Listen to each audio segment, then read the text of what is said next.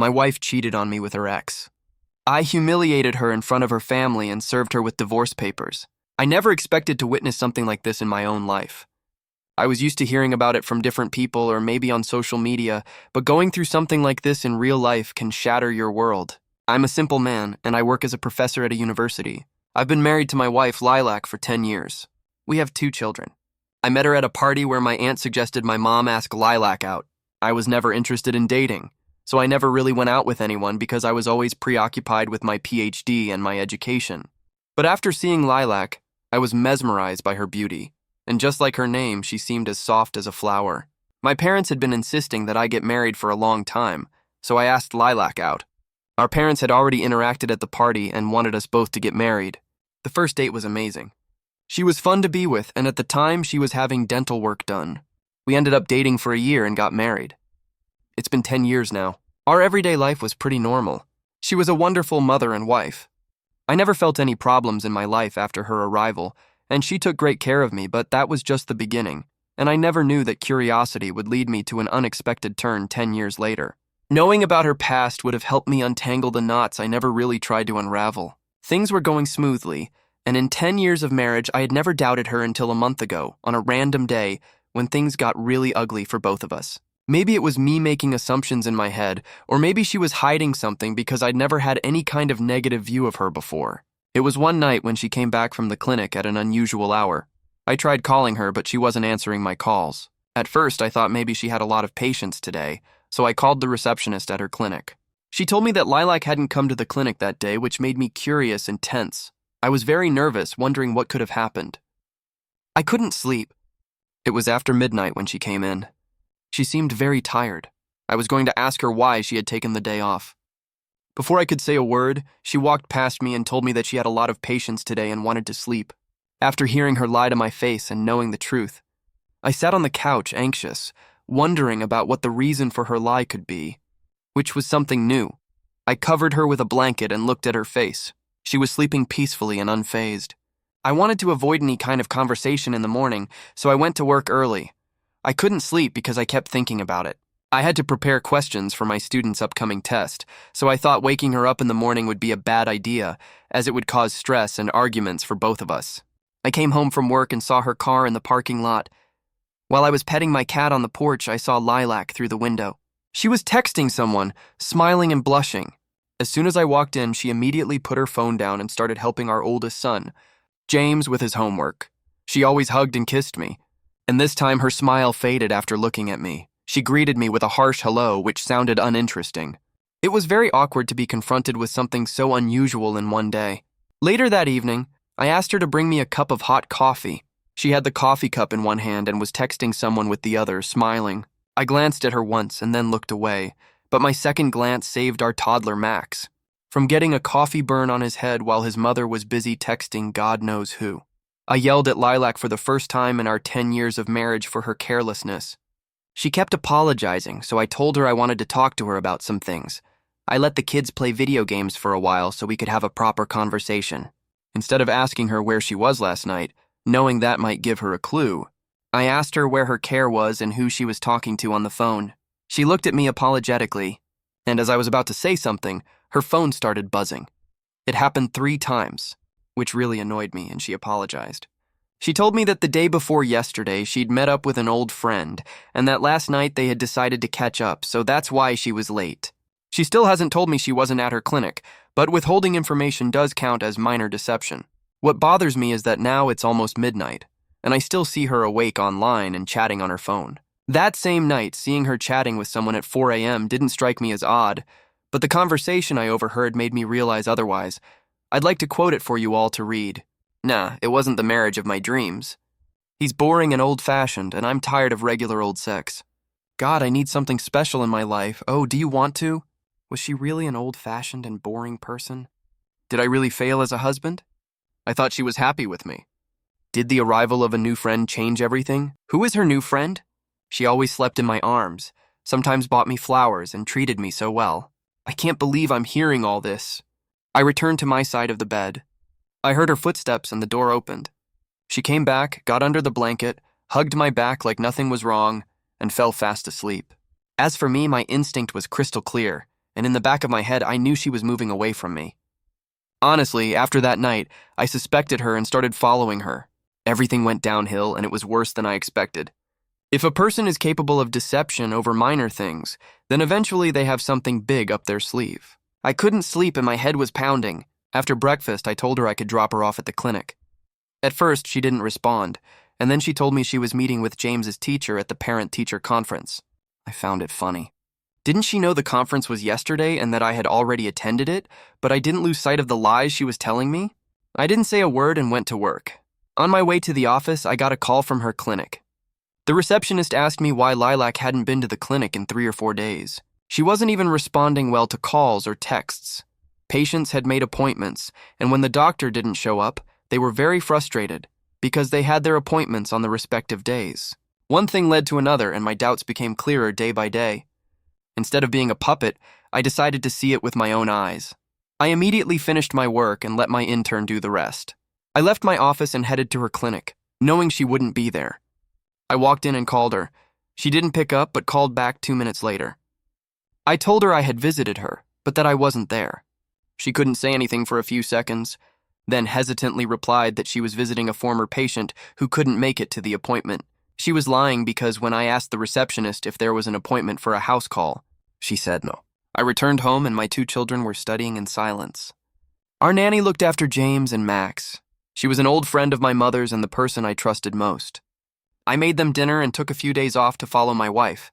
Things went as planned, and I decided to keep quiet until I gathered all the evidence so I could properly address my doubts.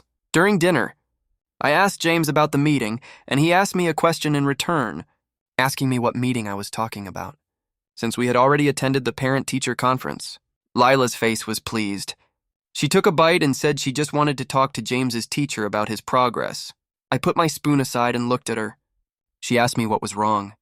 I sighed and asked if she had seen the report I had sent her over the phone. She apologized and told me she had forgotten. I asked her how she could forget something so important when she was on the phone all day. She irritably asked me if I meant she did nothing but spend all day on the phone. I told her no and that she was taking it the wrong way. She got up, furious at my statement, and yelled at me, saying it was baseless and that I was the one who never tried to do anything for the family. Her statement infuriated me, but instead of spilling the beans, I let her talk. I asked her what she meant by that, and she said again that I was a boring person and that our marriage had lost its spark. I laughed and thanked her for turning the conversation around to use as a shield from her thoughts and feelings, and continued eating my food. She walked away. Again, at the same time, she was on the phone, laughing and talking, but I didn't want to hear the conversation. I wanted to see it for myself and gather the evidence. I never checked her phone, and with that behavior, I knew she had a password. I waited until she finally fell asleep and then picked up her phone. It had a password. I tried many things, but it wouldn't open. There was something about her forgetful personality that made her write passwords in her notebook. I took out the notebook, and there it was. The phone finally opened, and my hands were shaking from opening the text messages, but I had to. And there it was, honestly. I sat on the floor with the phone in my hand, scrolling through the sexting, the nudes, and the I love yous I'd sent to a guy named Richard. That night, I cried. I can't remember the last time I cried like that. I put my hand over my mouth to suppress the tears and took a deep breath because I was short on time and needed proof. Immediately, I took screenshots of their chats and sent them to my phone. Before putting my phone away, I had to delete the screenshots from the gallery, and luckily I checked the gallery and there were pictures of them. I sent those photos to my phone and deleted evidence that might let him know I had checked his phone. In the morning, I went to work as usual, but in reality, I went to my friend Elias's house. We've been friends since childhood, and he knew everything about my life. I told him everything that had happened, and he couldn't believe it either. She kept saying that if I hadn't shown her the evidence, she would have slapped me for such a joke. After a while, I headed to Richard's address, which was mentioned in one of the messages, and parked my car behind a tree. It wasn't my car, but Elias's. After waiting, I saw Richard outside his house holding flowers, and Lilac got out of her car and hugged him tightly. I quickly took the picture and couldn't look at them for more than a few seconds. I kept wondering if she didn't like me, a little honesty would have been better and would have fixed everything, but she didn't want to lose our family, nor could she stop cheating on me. As much as it broke my heart, it crushed my ego because, in a world full of cheaters, I was so proud of myself and of her for being a stable and loyal partner. She made fun of my easygoing nature. This went on for 3 or 4 days, and I gathered satisfactory evidence because it was my time to add fuel to the burning fire and properly ruin the already ruined marriage. I had already told our nanny everything, and she offered to let me know when my wife left the place again. Our nanny called me and informed me that she was going to visit her sick relatives, so she wouldn't be there today, and I gave her permission. I called Lilac, told her the same thing, and asked her to come home so I could leave since James and Max would be alone. She immediately agreed. I was with Elias, telling him and discussing what we should do about this matter. I didn't have the courage to tell our parents these things. Suddenly, I received a call from Lilac, sobbing and saying that Max had fallen down the ladder and broken his arms, and that she was taking him to the emergency room. My skin froze and anxiety took over, and I panicked, not knowing what to do next. I wasn't in the right frame of mind to drive the car, so I asked Elias. When we arrived at the hospital, the doctor told us not to worry, that it was just a minor injury and would heal in a few weeks. I sighed with relief and kissed my son's forehead while Lilac was on the phone with my mom. I was sitting next to James, and I asked him about the incident and how it happened. She told me that Max was climbing the stairs and that he yelled and called Mom many times. But she ignored him because she was on the phone, and then Max slipped and fell. When I heard this, I got really angry. I walked over to her and threw her phone on the floor. Everyone was looking at us. I screamed and yelled at her for being so irresponsible. Elias tried to calm me down, but he couldn't. Max could have seriously hurt herself. I said a lot of things, and she tried to play the victim, saying I was an absent father. After hearing this, I was able to get closer to her, and I whispered in her ear that at least I was better than her and didn't fuck anyone behind her back. She looked like a scared cat. After that argument at the hospital, Elias took our children home and I went home with Lilac. We didn't say anything on the drive home. Did she feel remorse? She was just pretending because I saw her texting him several times, and that made me even more furious. Finally, when we got home, I confronted her. What she said blew my mind. She must have been thinking I'd like her, but I have no sympathy for cheaters. She told me she dated Richard in high school, and the relationship had ended a month before we were married. She never wanted to marry me, but she had no choice. You see, Lilac's father is also a dentist and had his own practice, which Lilac had her eye on. However, her father set the condition that she had to marry someone respectable to inherit it, or else it would go to her brother, who was 5 years younger than her and also interested in dentistry. Richard was unemployed and a novice, so she broke up with him and decided to marry me. She told me that she ran into Richard a month ago at her practice when she visited to get her teeth cleaned for a photo shoot, as she works as a model for a fashion design company. I had tears in my eyes, and she was already crying and asking me for another chance to fix this, but it was all a play at this point. She knew very well that Richard wouldn't marry her, and she couldn't afford to lose a stable family. She also claimed that I wasn't her type of person, and that half the time she felt boxed in. In response, I asked her if she was blaming me for having a different personality, which caused her to be unfaithful and not her own actions. She stood up and started yelling at me, saying I wasn't understanding, and that's why she preferred Richard to me. I walked over to her, angrily grabbed her hands, and told her to stop with the bullshit and manipulation. I told her that cheating was her own choice and that she wanted to do it not because of me. I was furious at her statements and did everything I could. I left the place and asked Elias to drop James and Max off with their grandparents, and I'd stay at his house for a while. I haven't spoken to him since arriving at his house. I don't want to talk to anyone. Maybe letting my emotions out in front of strangers will help me calm down. Right now, I'm not able to think clearly. Besides, Max is already cured, and I was working on my latest project, which basically means satisfying my ego. So I spent 3 days at Elias's house and did my college work. I refused to talk about any of this with him and avoided any conversation related to it. After a while, I returned home, and to my surprise, it was decorated with flowers and balloons. Then Lilac came with flowers and started apologizing and asking for my forgiveness. She had been texting and calling me, and I avoided talking to her. I felt nothing for her except pure hatred, but to get revenge, I agreed to let her manipulate me once again. Now her constant pretentiousness was clear to me, and honestly, she never really took care of the kids. The nanny did, and as a mother, it's a responsibility, not a favor to your own child. That's why the kids loved me or the nanny more than their own mother. I was busy planning Max's birthday and other crap Lilac pulled, like couples therapy and other different things to rebuild this relationship. She was trying so hard to make it seem genuine while meeting with Richard behind my back once a week. We decided to invite close family members for her birthday, which included my parents and siblings, and the same for her.